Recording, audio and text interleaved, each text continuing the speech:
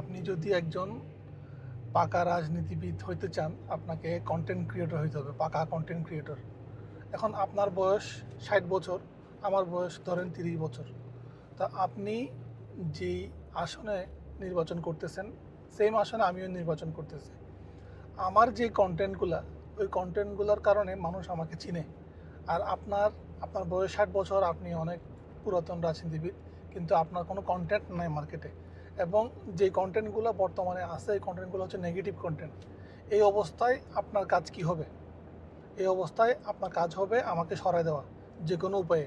Either আমাকে টাকা দিয়ে সরায় দেওয়া, আর আসলে আমাকে আদারওয়াইজ আমাকে জানে মেরে ফেলা। রাইট? সো বাংলাদেশে এখন এটাই হচ্ছে।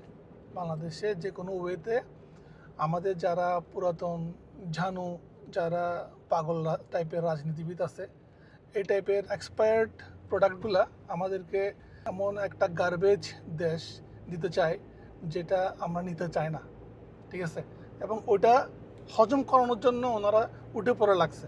ওকে, সো ওনারা পারতেছে না, যারা নতুন আসছে ওদের সাথে কম্পিট করতে। ওনারা পারতেছে না আমাদেরকে বুঝাইতে যে ওনাদের যে যোগ্যতাটা। ঠিক আছে? সো আরে ভাই, আপনি যদি না পারেন তাহলে আপনি মার্কেট থেকে সরে যান।